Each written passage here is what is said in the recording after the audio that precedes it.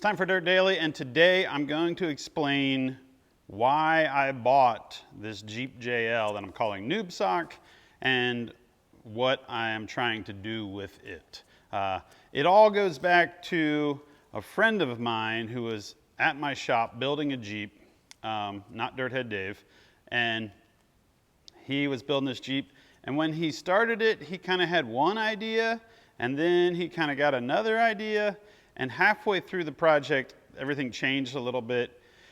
And the benefit of that was that he had ordered parts for the Jeep and then ended up not using them. And when he didn't use them, he basically was like, well, let's work out a deal and I'll just leave them here. So he left these parts in my shop, and I was like, all right, I guess I'll get a Jeep and I'll put those parts on my Jeep. He basically got 1-ton axles. He got Dana 60s, and I got these.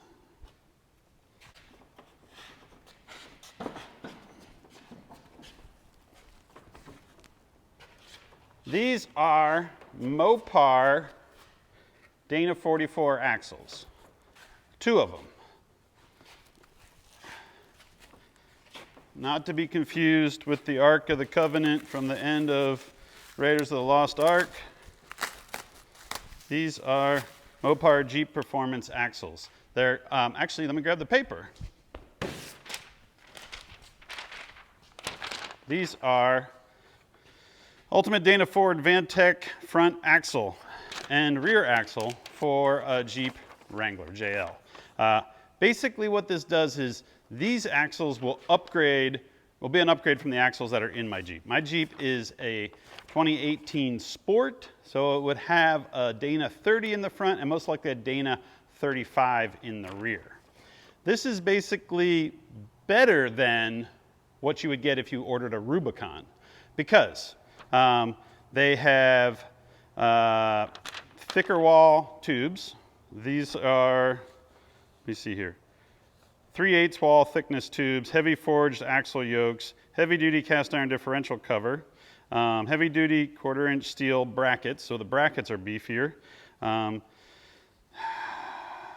electric locking diff, which is the same as what you would get in a Rubicon, but this comes with 513 gears. You can get them in 456, 488, 513s, and 538s. I would have got 538s because I like super low gears, but I ran the part number. I think these are 513s. 32 spline inner and outer axle shafts, 1410 U-joints, increased ground clearance over stock, and they bolt right in. So I didn't plan on buying a new Wrangler, and well, I kind of wanted a new Wrangler, but I didn't really I wasn't doing it. I wasn't spending the money. And then that Wrangler NewbSock showed up, and I was like, this will be a good project, especially because I have a pair of these axles sitting here in my shop. So my buddy was going to use them. He didn't use them. I worked out a deal that I'm going to use them, so I ended up buying a Jeep just to use the axles. This also explains why I'm only running 37s. On TubeSock, my little diesel TJ, the front's a 44 and the rear's a high pinion 60. These are both 44s, and I feel like the strength of a low pinion 44 rear versus high pinion 60 rear is pretty similar, but I just felt like, you know what, to be on the safe side, I'm gonna run 37s on these. If I love this Jeep, I may do the same thing my buddy did someday and upgrade to 1-tons, but I really am excited to build kind of a lightweight-ish Jeep. Plus, it's gonna be a great Jeep. I mean, this thing it's an automatic transmission, has cruise control, has air conditioning. I mean, this is what grown-ups drive. And I'm not grown up yet, but someday when I am a grown-up, I'm gonna have a Jeep that's ready for me to drive. So here's the plan. I have to get these axles out of these crates and get them set up so that they are ready to go into the Jeep. And then I'm gonna bring the Jeep in because it's back from getting all detailed and cleaned up, and all the blood and guts and drugs and whatever other garbage was in the car have been cleaned out. And then it's gonna go in the lift, and I'm gonna start tearing it down. But for today, I'm gonna use the lift because I don't have a forklift, which is ridiculous. I have all these Jeeps and trucks. I don't have a forklift. I should just trade a truck for a forklift. But you can't take a forklift four-wheeling. I mean, maybe you can if you have a really good one. So I'm gonna use the lift to lift the axles out of the crates and get them set up. And then we will stage 2, bring the Jeep in and start tearing it apart.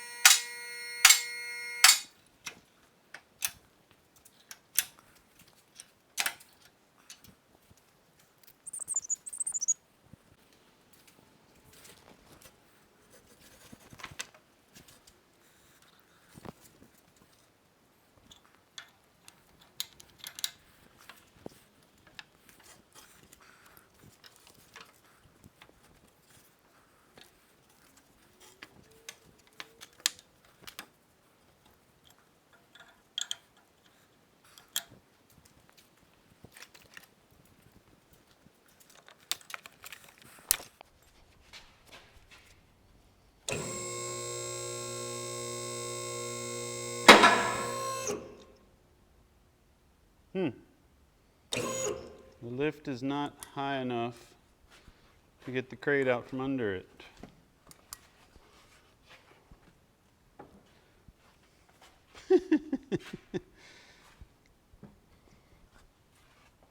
That's okay. We will improvise. We will overcome. First, I will roll the axle until the pinion is over the edge of the crate.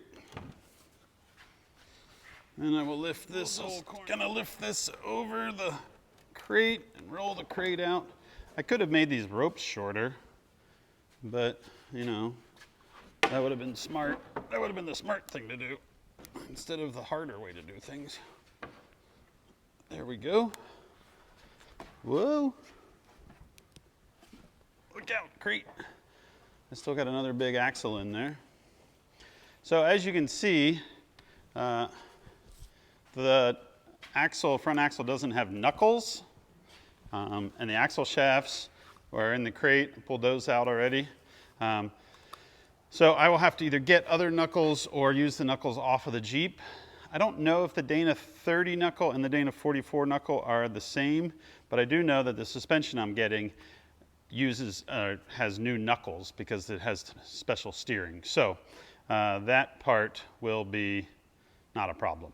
And as far as I know, you reuse the unit bearing and all the brakes and everything off of the stock axle. So I can reuse all those parts off the Dana 30 or order new stuff if you don't feel confident in your old unit bearings. Overall, it's got a beefy diff cover that says Jeep, and the rest of it looks just kind of like a front Dana 44, but it doesn't have that axle disconnect thing right here. So I am going to put this on a jack stand or on my transmission jack so I can move it around, and then we'll do the same thing with the rear axle. A few years back, I built this rack on my transmission jack that you can put an axle on, and it's really handy for working up on the lift. I'm gonna say right about there, and then I'm going to lower this down.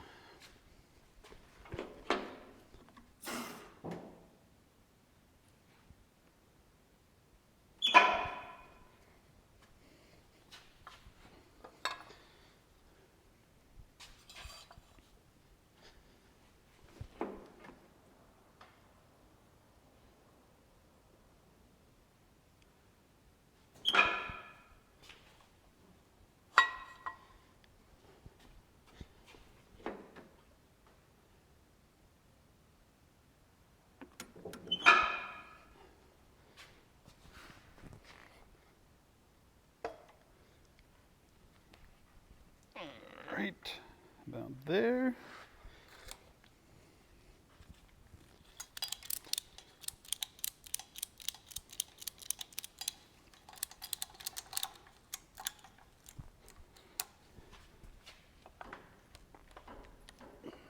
There we go.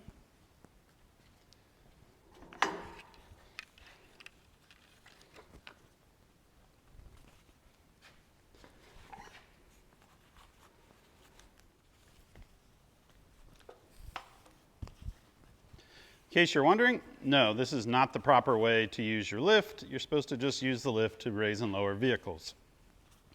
Sometimes you don't have a forklift and you make do with what you got.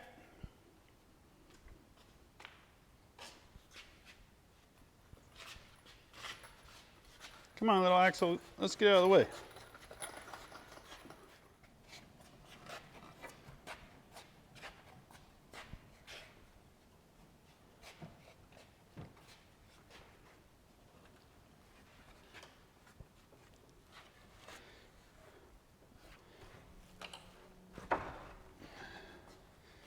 Ooh. Now we have to unload this crate off of that crate. This will probably fall and make a giant mess. Oh. Yay. No fingers or toes were lost.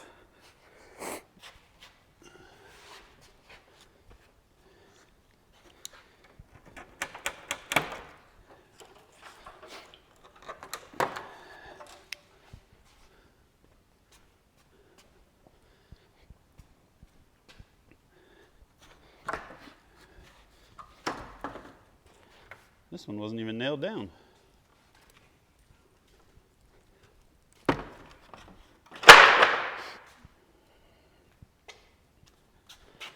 Ooh, the rear axle is more complete. It has all the brakes and everything already. So this should go smoothly.